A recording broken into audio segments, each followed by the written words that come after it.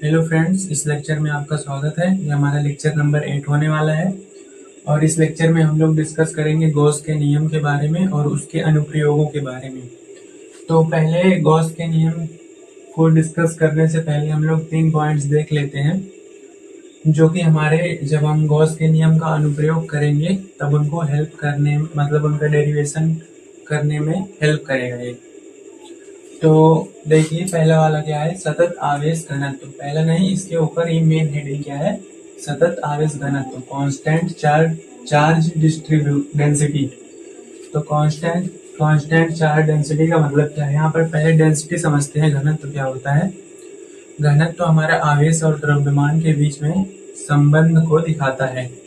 जैसे कि घनत्व क्या है कि एकांक आयतन, जैसे मान लीजिए कोई भी वस्तु है, कोई भी ये ले लीजिए, इसके एकांक आयतन का कितना द्रव्यमान है, कितना वेट है, सॉरी कितना मास है उसका, वो बताता है हम क्या, वो हमारा घनत्व को बताता है कि किसी वस्तु के एकांक आयतन का द्रव्यमान कितना है, वो घनत्व को दिखाता है। घनत्व कह सकते हो कि घनत्व को दिखाता है या घनत्व उसको दिखाता है। तो ऐसे रीजन या वस्तु जहाँ आवेश का घनत्व समान हो, आवेश घनत्व हर जगह समान हो, तो कोई ऐसी वस्तु या कोई ऐसा सरफेस हो, ऐसा रीजन हो, एरिया हो जहाँ पर आपका आवेश समान हो, तो हम क्या कहेंगे, वहाँ पर सतत आवेश घनत्व है। सतत आवेश घनत्व यहाँ पर आप लोग बोल सकते हो सतत आवेश वितरण, जहाँ पर आवेशों का वितरण एक समान रूप से हुआ है। तो अगला पहला वाला पॉइंट क्या है, रैखिक आवेश घनत्व। रैखिक आवेश घनत्व लीनियर चार्ज डेंसिटी, इसको हम लैम्डा से दिखाते हैं। लैम्डा का साइन ये है और एकांक लंबाई पर आवेश, इसका अर्थ है कि एकांक लंबाई पर जितना आवेश होता है वो हमारा क्या होता है, रैखिक आवेश घनत्व कहलाता है। अब यहाँ पर इसको लैम्डा से दिखाते हैं, तो lambda is equal to q by l. Q by l, देखिए एल यहाँ पर एकांक लंबाई में आवेश, एकांक लंबाई पर आवेश।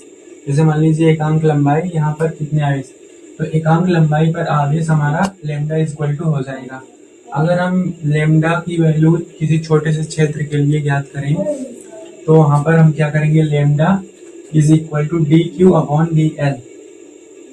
D q upon d l, यहाँ पर डी दिखाता है कि कोई छोटा सा क्षेत्र हमने लिया है, उसका लैम्डा क्या कर रहे हैं, ज्ञात कर रहे हैं, रैखिक आवेश घनत्व।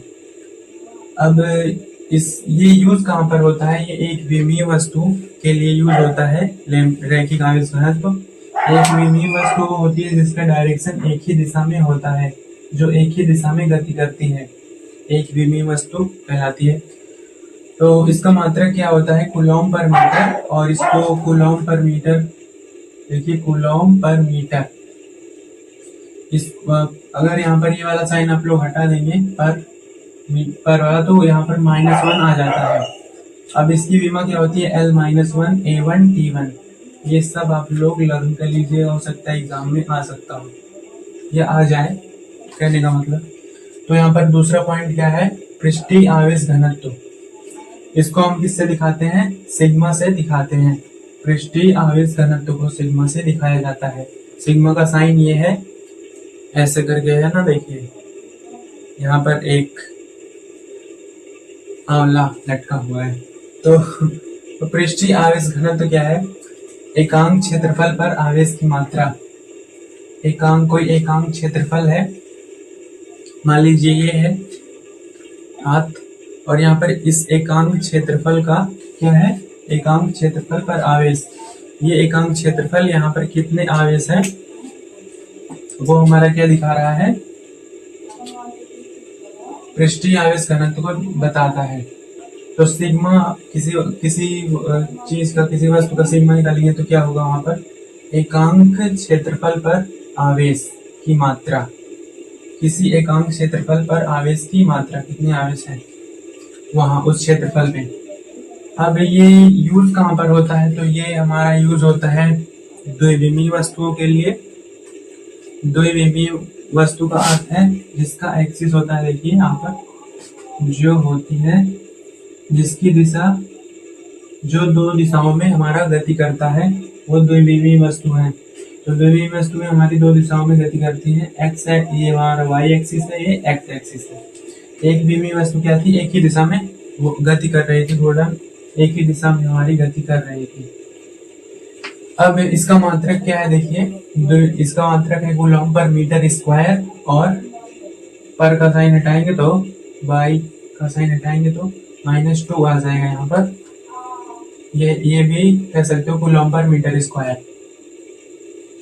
अब इसकी विमा क्या है, विमा हमारी L-2A1T1। आगे देखते हैं आयतन आवेश घनत्व, तो इसको रो से दिखाते हैं। रो का साइन ये है आयतन आवेश घनत्व।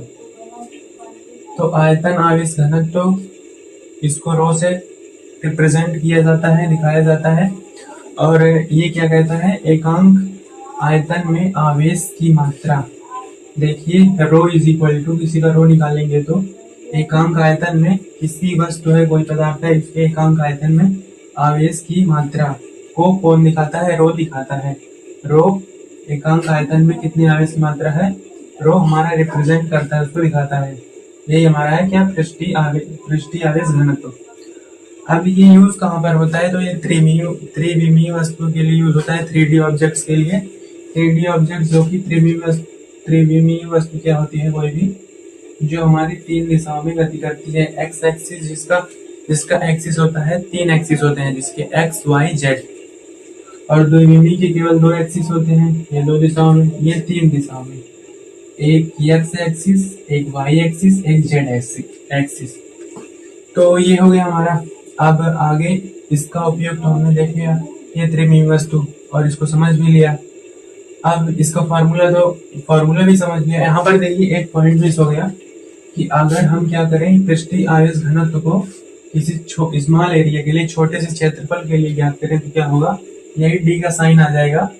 डी हमारा दिखाता है कि कोई हमने क्या किया, कोई छोटा सा क्षेत्रफल के लिए हम पृष्ठीय आवेश घनत्व सिग्मा ज्ञात कर रहे हैं। यहाँ पर बस फॉर्मूले में D q upon D A. तो ये हमारा छोटा सा क्षेत्रफल है, इसमें आवेश की मात्रा, इसमें कितने आवेश की मात्रा है, ये सिग्मा इज इक्वल टू, ये हमारा हो जाएगा छोटे से क्षेत्रफल के लिए। अब इसमें भी ऐसे ही आयतन आवेश घनत्व में अगर हम रो छोटे से क्षेत्रफल के लिए निकालें, छोटे आयतन के लिए, तो देखिए कोई छोटा सा आयतन लेंगे, अगर आप छोटा सा आयतन लेंगे तो उसमें कितने आवेश की मात्रा है वो हमारा रो को दिखाएगा। मान लीजिए ये कोई भी छोटा सा आयतन है यहाँ पर, और इसमें कितने आवेश की मात्रा है, रो इज इक्वल टू, ये हमारा किसको दिखाएगा, आयतन आवेश घनत्व के किसी छोटे आयतन के लिए हम जब आयतन आवेश घनत्व को फाइंड करना चाहेंगे या याद करना चाहेंगे। तो ये सब हमारा हो गया। आप लोग इसको क्या कर सकते, इसकी विमा देख लीजिए, इसका मात्रक है कूलॉम पर मीटर क्यूब, और इसको ऐसे भी लिखते हैं। और विमा क्या है, विमा है L3A1T1। अच्छा, आप लोगों को कुछ यहाँ पर एक कॉमन चीज नहीं दिखी, मतलब पढ़ते वक्त, यहाँ पर इसके विमा में देखिए L-1, और यहाँ पर फॉर्मूले में क्या है, इसके फॉर्मूले में नहीं, मात्रक में क्या है, देखिए मीटर है केवल, और यहाँ पर देखिए इसका मात्रक क्या है, कूलॉम पर मीटर स्क्वायर, दूसरे पॉइंट का, और इसकी विमा क्या है, L-2। तो मीटर जो है एक्चुअली वो चीज ये है कि मीटर m जो है, मीटर तो लंबाई है ना, वो तो मीटर को हम L से दिखाते हैं, लंबाई L से। तो यहाँ पर कूलॉम पर मीटर है, तो यहाँ पर इसकी पावर -1 है, और यहाँ पर कूलॉम पर मीटर स्क्वायर है तो इसकी L-2 है, और यहाँ पर कूलॉम पर मीटर क्यूब है तो L-3 है। आप लोग क्या करिए, यहाँ तक नोट कर लीजिए, उसके बाद हम लोग आगे चलते हैं। तो चलिए अब गॉस का नियम देख लेते हैं। गॉस का नियम, गॉसेस लॉ, ये क्या कहता है, किसी बंद सतह से गुजरने वाला कुल फ्लक्स फाई उस बंद सतह के अंदर मौजूद आवेश के समानुपाती होता है। इसके कहने का मतलब, कोई सतह है जिसके अंदर बंद कोई आवेश अगर है, तो वो जो आवेश होता है वो उस सतह से गुजरने वाली विद्युत क्षेत्र रेखाओं के समानुपाती होता है। विद्युत क्षेत्र रेखाएं फ्लक्स को प्रदर्शित करती हैं। कह सकते हो कि फ्लक्स विद्युत क्षेत्र रेखाओं को प्रदर्शित करता है। और वो क्या होता है, अगर सतह के अंदर कोई आवेश है तो वो आवेश फ्लक्स के समानुपाती होता है। तो किसी बंद सतह से क्लोज्ड सरफेस होना चाहिए, लेकिन गॉस के नियम में एक कंडीशन भी है कि जब तक आपका क्लोज्ड सरफेस नहीं रहेगा, बंद सतह, तब तक गॉसेस नियम नहीं लगेगा। किसी बंद सतह से गुजरने वाला कुल फ्लक्स फाई उस बंद सतह के अंदर मौजूद आवेश के समानुपाती होना चाहिए। तो अगर कोई बंद सतह है, उससे जितनी भी विद्युत क्षेत्र रेखाएं गुजरती हैं वो किसके समानुपाती होती हैं? उस बंद सतह के अंदर मौजूद आवेश के। अगर आपने पिछला लेक्चर नहीं देखा है तो जरूर से जरूर देख लीजिए, क्योंकि बिना फ्लक्स को समझे गॉस के नियम को समझना मुश्किल है। तो उसके उसके लास्ट पार्ट में हमने क्या किया था, गॉस के नियम का डेरिवेशन भी किया था। एक क्वेश्चन लिया था जिसको हमने सॉल्व किया था, तो डायरेक्ट यही हमारा आया था, phi is equal to q by epsilon naught. मतलब डायरेक्ट नहीं सॉल्व किया था उसका, तो उसका आप कह सकते हो कि डेरिवेशन हमने कर रखा है पिछली क्लास में, तो आप लोग उसको जरूर से देख लीजिएगा। अब देखिए इसका गणितीय रूप, इसका फार्मूला क्या है, कैसे इसको दिखाते हैं। तो फाई इनक्लोज्ड, ये इंटीग्रेशन इनक्लोज्ड, क्लोज्ड, ये जो हमारा है ये बंद सतह को दिखाता है। इंटीग्रेशन में ये जो हमारा है ये क्लोज्ड सरफेस को दिखाता है। तो E dot d A vector dot d A vector is equal to q enclosed by epsilon naught. किसी बंद सतह से गुजरने वाला कुल विद्युत फ्लक्स उस सतह में मौजूद आवेश के समानुपाती होता है। तो विद्युत फ्लक्स का फार्मूला क्या होता है, इसको वेक्टर रूप में लिखे हैं तो ये, और बंद सतह है हमारी, देखिए आप इंटीग्रेशन में इसको दिखाया गया है, और is equal to q enclosed by epsilon naught. Epsilon naught जो कि एक कांस्टेंट है, और इसकी वैल्यू होती है 8.85 into 10 to the power 12 minus 12 coulomb square पर न्यूटन मीटर स्क्वायर। इसको भी याद कर लीजिएगा, और क्योंकि ये न्यूमेरिकल्स में काम आएगा। तो देखिए ये डायरेक्टली ये समानुपाती है। अगर ये हम इक्वल का साइन हटाएं तो ये कांस्टेंट हट जाएगा, और यहाँ पर समानुपाती का साइन आ जाएगा, तो प्रोपोर्शनैलिटी का। तो यहाँ पर ये जो है फ्लक्स समानुपाती हो जाएगा बंद सतह में मौजूद आवेश के। ये क्यू इनक्लोज्ड क्या है, बंद सतह में मौजूद आवेश है। अब आगे चलते हैं, इससे गॉस के नियम से रिलेटेड कुछ पॉइंट एक और है, आप देखिए इसको आप ऐसे भी परिभाषित कर सकते हो कि जो हमारा phi is equal to sigma q upon epsilon naught. Basically यहाँ पर फ्लक्स जब तक आपने नहीं समझा है, फ्लक्स मतलब फ्लक्स जो विद्युत क्षेत्र रेखाओं, किसी सतह से विद्युत क्षेत्र रेखाएं कितनी मात्रा में गुजर रही हैं उसको बताता है। तो आपको फ्लक्स पढ़ा होना जरूरी है, और वो हमने पिछली कक्षा में अच्छे से डिस्कस किया है। तो देखिए phi is equal to sigma q upon epsilon naught. किसी बंद सतह के अंदर जो आवेश मौजूद है उसका बीजगणितीय योग, और एप्सिलॉन नॉट के अनुपात को हम क्या कहते हैं, उसका गॉस उसका क्या कहते हैं वो, उससे हमारा sorry phi is equal to sigma q upon epsilon naught. तो किसी बंद सतह से गुजरने वाला कुल फ्लक्स उस बंद सतह के अंदर मौजूद आवेश के, मौजूद कह सकते हो कि मौजूद कुल आवेश के क्या होता है, समानुपाती होता है। और यहाँ पर ये एक प्रकार से आप नई परिभाषा तो नहीं कह सकते, यही सेम चीज यहाँ भी लिखी गई है, बस इसमें ये है कि सिग्मा क्यू है, तो सिग्मा क्यू का मतलब है कि उस बंद सतह के अंदर मौजूद कुल आवेश का बीजगणितीय योग अपॉन एप्सिलॉन नॉट, उसके अनुपात के बराबर होता है हमारा क्या, फ्लक्स। तो इसे गॉस का नियम जो है, इसका ये हमारा सूत्र है, ये दोनों सूत्र हैं, आप किसी भी प्रकार से इसको परिभाषित कर सकते हो। तो आगे चलते हैं, इससे रिलेटेड पॉइंट देख लेते हैं। पहला वाला पॉइंट क्या है, गॉस का नियम न केवल बंद सतह, जो गॉस का नियम होता है गॉस का नियम केवल बंद सतह, जैसा कि अभी हमने बताया, गॉस का नियम केवल बंद सतह जैसे गोला, बेलन या अन्य कोई बंद आकृतियों पर लागू होता है, उसे गाउसीय सतह कहते हैं।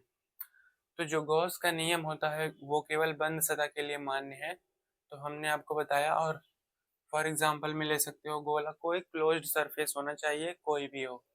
आप अपने मन से कोई क्लोज्ड सरफेस ले सकते हो, जैसे यहाँ पर गोला है और ये बेलन है, सिलेंडर, और यहाँ पर हमने कुछ सरफेस ले लिया है।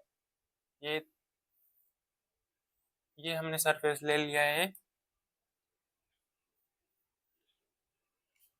ये आप लोग देख सकते हो 3D टाइप डायग्राम है। तो इसके अंदर जो आवेश है Q1 इसके अंदर आवेश है, Q2 इसके अंदर, Q3 इसके अंदर। तो इन सभी का फ्लक्स जो है क्या होगा, φ1 इज इक्वल टू पहले वाले का फ्लक्स φ2 इज इक्वल टू φ3।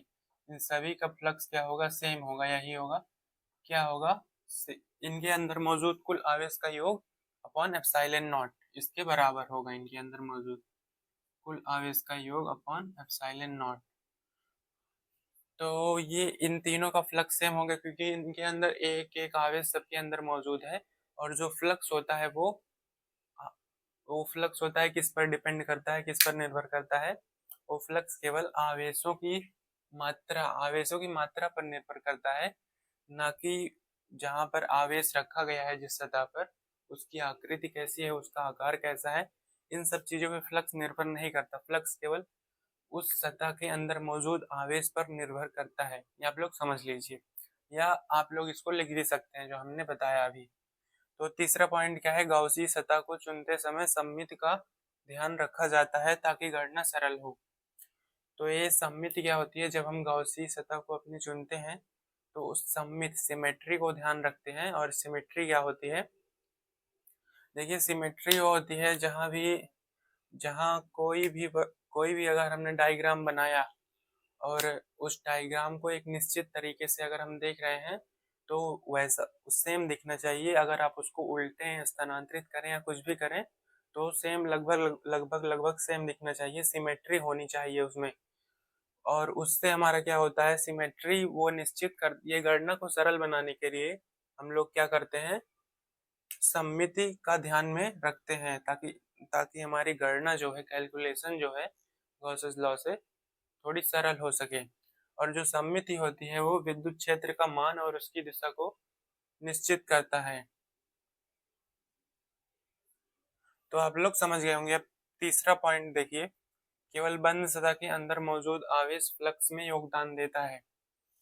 सतह के बाहर का आवेश फ्लक्स को प्रभावित नहीं करता क्योंकि बाहर की विद्युत क्षेत्र रेखाएं जितनी प्रवेश करती हैं उतनी ही बाहर निकल जाती हैं, जिससे उनका शुद्ध प्रभाव शून्य हो जाता है। तो अभी ये पॉइंट तो हमने अभी अभी बताया कि केवल बंद सतह के अंदर मौजूद आवेश फ्लक्स में योगदान देता है।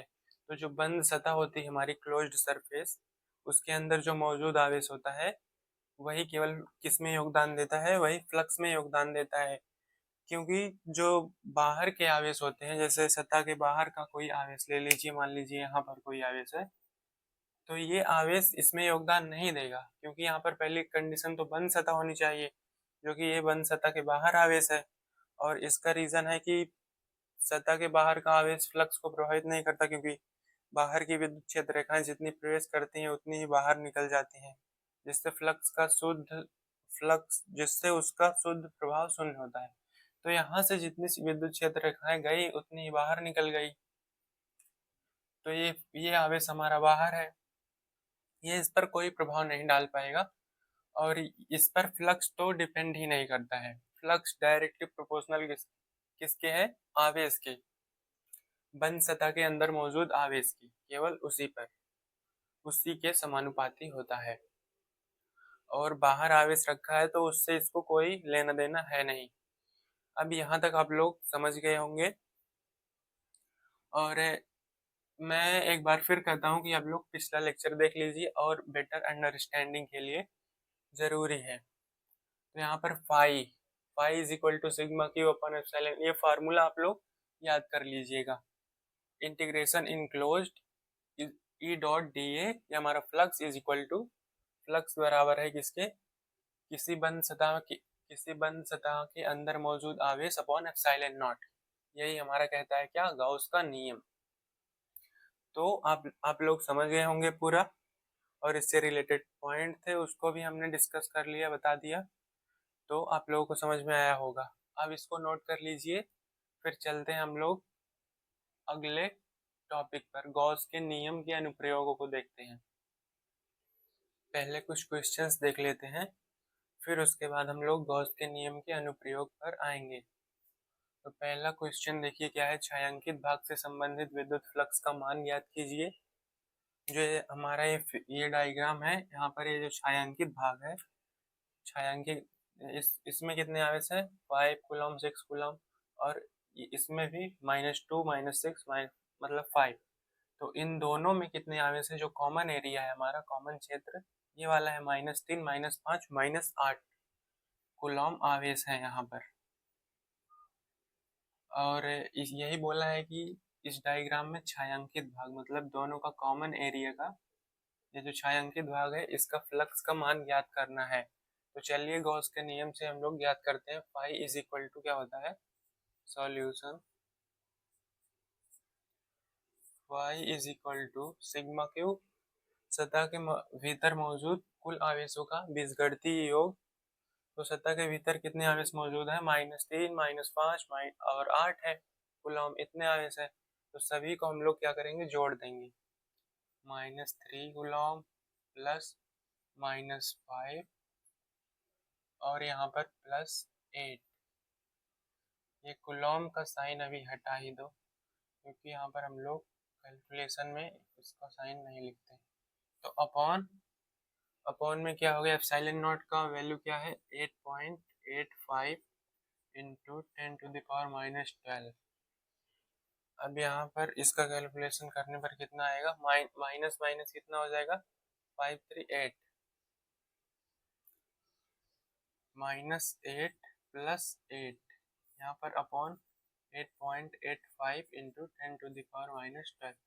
तो यहाँ पर तो ज़ीरो ही आ जाएगा, देखिए पूरा 8 पॉइंट, क्योंकि ये कैंसिल हो जाएगा, माइनस हो जाएगा तो ज़ीरो आ जाएगा ऊपर वाला, और ऊपर वाला ज़ीरो आ गया तो हम कह सकते हैं कि पूरा हमारा फ्लक्स जो है ज़ीरो आ जाएगा, शून्य। मतलब शुद्ध नेट विद्युत फ्लक्स कितना आ जाएगा, ज़ीरो। इस एरिया से संबंधित विद्युत फ्लक्स हमारा ज़ीरो है। अब आगे चलते हैं। चित्रानुसार एक बंद आवेश एक अर्धगोलीय पृष्ठ के केंद्र पर स्थित है, अर्धगोलीय पृष्ठ के केंद्र पर स्थित है, तो पृष्ठ से पारित कुल विद्युत फ्लक्स का मान ज्ञात करना है। अब देखिए यहाँ पर ये आवेश है और ये हमारा अर्धगोला है, इसके केंद्र पर स्थित है, और हम मान के चल रहे हैं कि बंद होगा, क्योंकि और पूरा अर्धगोला क्या होता है, मतलब पूरा होता है क्या, ये तो अर्धगोला है, अगर हम इसको पूरा ड्रॉ करें तो हमारा ये पूरा डायग्राम है गोले का, जो कि हमने केवल ड्रा किया है समझने के लिए। अभी देखिए, अब हम फ्लक्स का इसका मान निकालेंगे, phi is equal to sigma q upon epsilon naught, ये फार्मूला। अब सिग्मा क्यू इसके भीतर मौजूद कुल आवेश कितने हैं, ये है, और हमारा डायग्राम क्या है, अर्धगोला है, मतलब ये गोला था तो यहाँ पर अर्धगोला ही है, तो 1/2 अर्धगोला है तो 1/2 हम लेंगे यहाँ पर, क्योंकि जो पूरा डायग्राम है उसका आधा है और वहाँ उसके केंद्र पर हमारा आवेश स्थित है। तो 1/2 क्यू अपॉन, यहाँ पर अंदर कितने आवेश है, एक ही है क्यू, और एप्सिलॉन नॉट। तो ये हमारा क्या हो जाएगा, आंसर हो जाएगा। आप लोग इसको नोट कर लीजिए, फिर हम अनुप्रयोग पर आते हैं। अब देखिए गॉस के नियम का अनुप्रयोग है, पहला अनुप्रयोग देखते हैं। गॉस के नियम के 4 अनुप्रयोग हैं, और इस स्टेप बाय स्टेप हम लोग क्या करेंगे, 1 बाय 1 हम लोग इसको करेंगे। तो पहला अनुप्रयोग क्या है, आवेशित गोलीय कोश के कारण विद्युत क्षेत्र की तीव्रता। कोई आवेशित गोलीय कोश है, चालक गोला है कोई, उसके कारण विद्युत क्षेत्र की तीव्रता क्या होगी। तो देखिए, अब हम यहाँ से सॉल्व करेंगे, स्टार्ट करते हैं। तो देखिए, पहले हम क्या करेंगे, मानेंगे, माना माना गोलीय कोश, माना कह सकते हो चालक गोले या गोलीय कोश,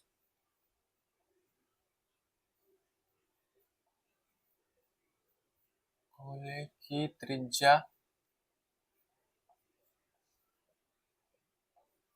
कैपिटल आर और आवेश क्यू है। अब यहाँ से केस 1 लेते हैं, पहला केस से स्टार्ट करते हैं। केस फर्स्ट, इसमें 3 केस है, तो फर्स्ट केस से देखिए। फर्स्ट केस में हमारा क्या रहेगा कि एक चालक गोला पहले बनाते हैं। देखिए हमारा चालक गोला है इसी प्रकार से, और इसकी त्रिज्या हमने क्या एज्यूम की है, आर, कैपिटल आर।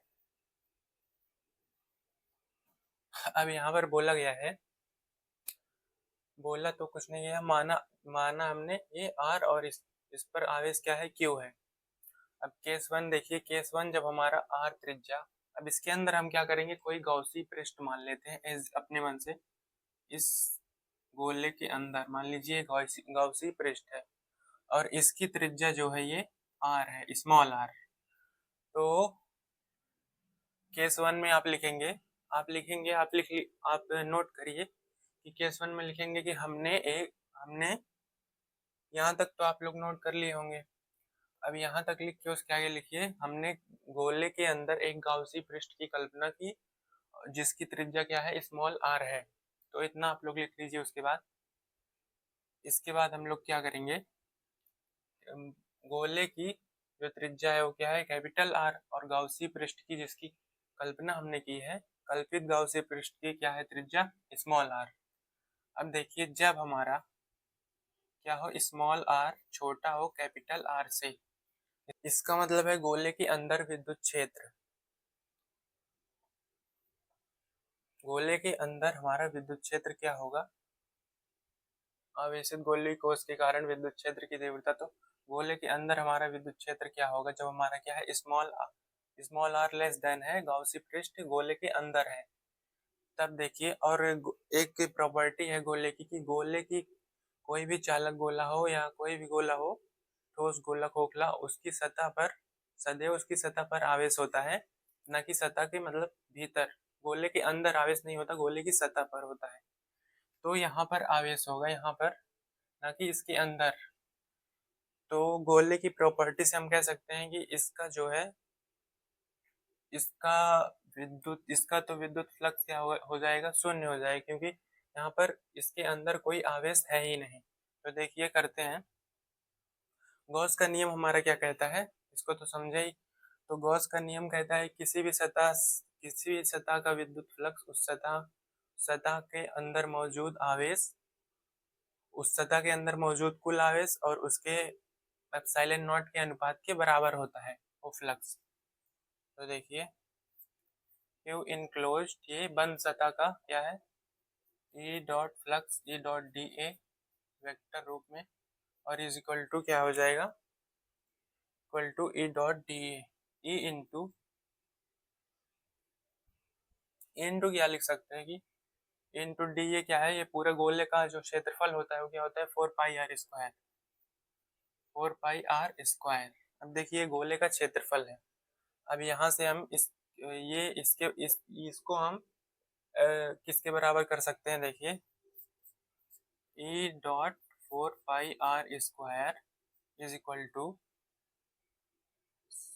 इसके अंदर कितना आवेश है, सिग्मा क्यू तो लेते हैं, इसके अंदर कितना आवेश है, कोई आवेश नहीं है, तो जीरो, जीरो आवेश। कुल आवेशों का योग कितना है, क्योंकि गोले की सतह पर आवेश होता है ना कि सतह के अंदर, और 0 अपॉन कितना हो जाएगा, एप्सिलॉन नॉट। अब यहाँ पर ये हमारा 0 है टोटल, तो यहाँ से क्या हम कह सकते हैं कि कुल विद्युत फ्लक्स, ये 0 है तो पूरा 0 आ जाएगा यहाँ पर, तो कुल विद्युत फ्लक्स का मान, कुल विद्युत फ्लक्स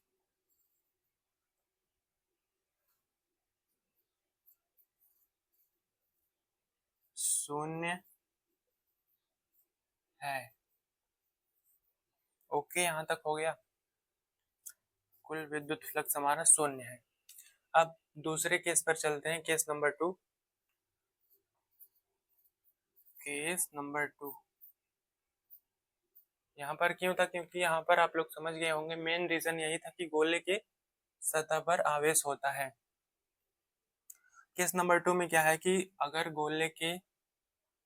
हमारा r जो है इज इक्वल टू हो स्मॉल r कैपिटल R के बराबर हो, मतलब कि जो हम गाउसी पृष्ठ की कल्पना करेंगे, जो गाउसी पृष्ठ होगा वो गोले पर ही होगा, गोले पर एकदम होगा, क्या लीनियर होगा। जैसे एक लाइन दूसरी लाइन के ऊपर होती है तो हम कहते हैं क्या लीनियर है, संपाती है, कोलीनियर है। तो वैसे ही गोला भी एक, इस गोले के ऊपर हम गॉसी पृष्ठ मानेंगे तभी तो हमारा स्मॉल और कैपिटल आर बराबर होगा ना, दोनों त्रिज्याएं बराबर होंगी। तो देखिए ये यहाँ पर हम इसको बनाते हैं,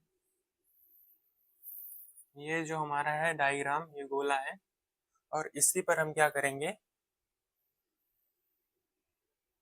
इसी पर देखिए सेम एज वेल एज इसी पर हम क्या करेंगे, गाउसी पृष्ठ की कल्पना करेंगे गोले के ऊपर ही, और यहाँ से हमारा क्या हो जाएगा, r is equal to capital R, दोनों की त्रिज्याएं बराबर हो जाएंगी।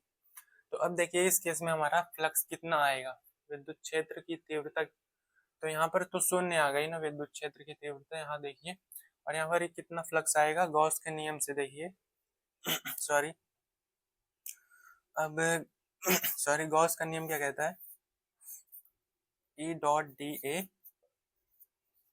यहाँ पर इज इक्वल टू कितना आएगा, तो वही हम फिर से, क्योंकि गोले का क्षेत्रफल तो सेम ही होता है, तो E dot 4πr² into 4πr² upon, और अब इसके गॉस यहाँ पर आप लोगों को लिख देना चाहिए कि गॉस के नियम से,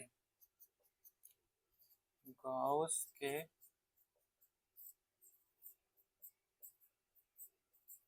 नियम से, यहाँ पर ब्रैकेट में भी लिख सकते हैं।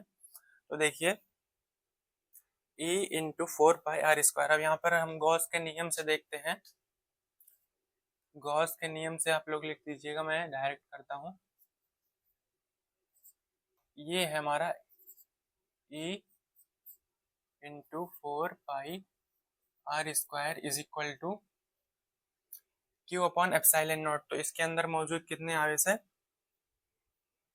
क्योंकि गाउसी पृष्ठ हमारी क्या है, इसी की सतह पर है, तो इसके अंदर कितने आवेश मौजूद है वो हमको देखना है। तो यहाँ पर पहले आप हम लोग लिख लेते हैं, क्या पहले हम लोग एक पॉइंट लिख लेते हैं, Q इनक्लोज्ड, इसी ब्लैक से लिखेंगे, Q इनक्लोज्ड, इन लिख दे रहा हूँ, इनक्लोज्ड लिख ही देता है, closed is equal to sorry is equal to क्या होगा, Q enclose is equal to क्या होगा, Q संपूर्ण सतह के अंदर मौजूद आवेश, आवेश जो है संपूर्ण आवेश सतह पे मौजूद है, संपूर्ण आवेश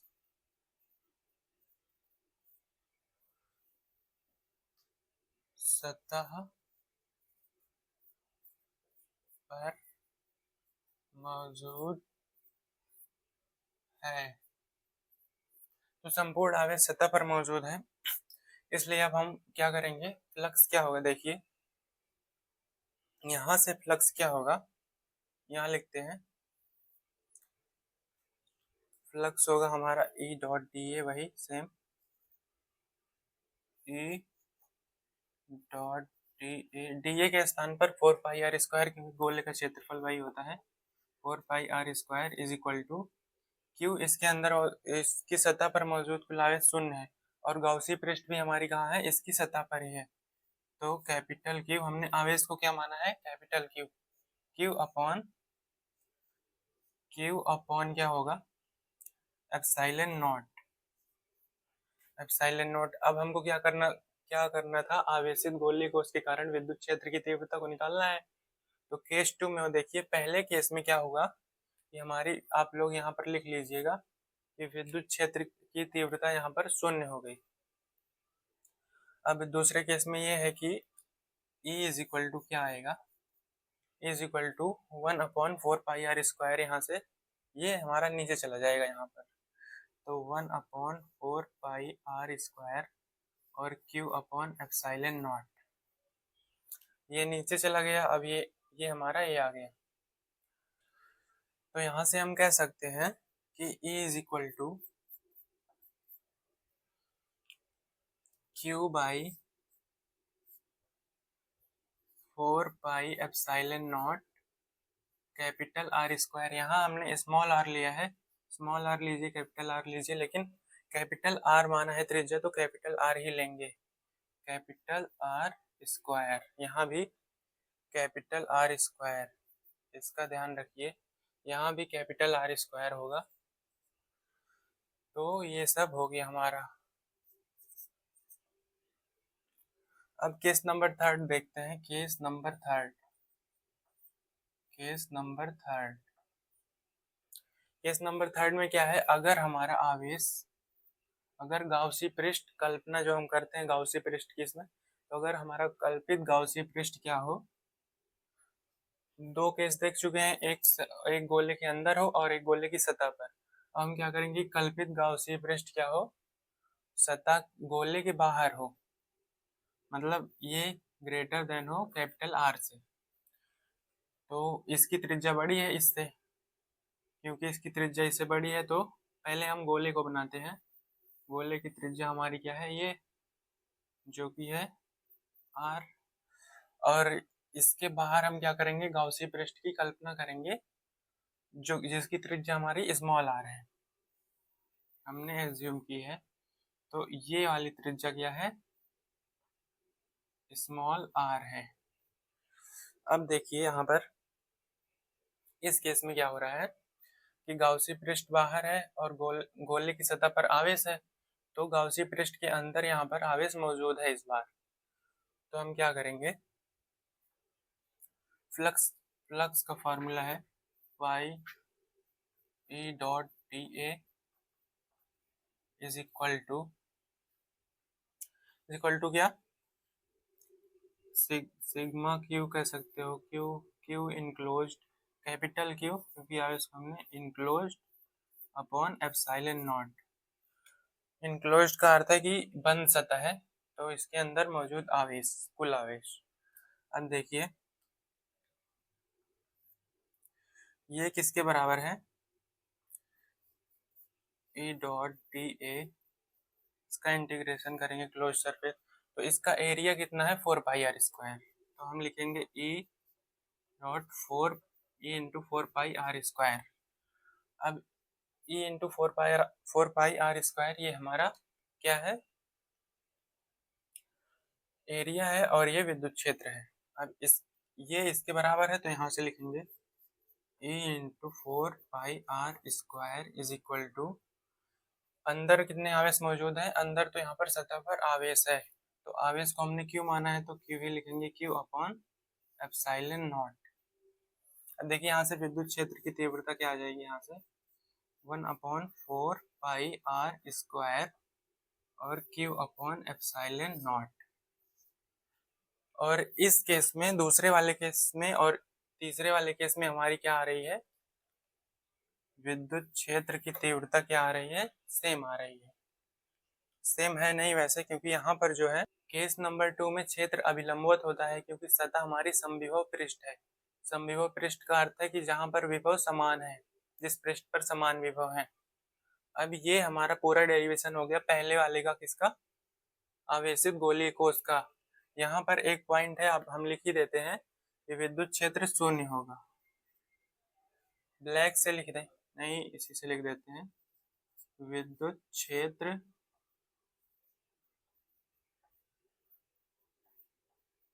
शून्य होगा, शून्य है, होगा नहीं। और इसको ऐसे आप लोग यहाँ पर ई यहाँ पर निकालेंगे, अगर ई करके ई इज इक्वल टू, तो यहाँ पर ये 0 है, तो यहाँ नीचे जाएगा तो ये भी 0 ही हो जाएगा, ई इज इक्वल टू 0 आ जाएगा पूरा। तो यहाँ तक आप लोग नोट कर लीजिए। आशा करता हूँ कि आप लोग पूरा लेक्चर समझ पाए होंगे। अब हम लोग जो बाकी 3 बचे हमारे अनुप्रयोग, उसको नेक्स्ट लेक्चर में करेंगे, क्योंकि नहीं तो ये लेक्चर बहुत लंबा हो जाएगा। तो धन्यवाद।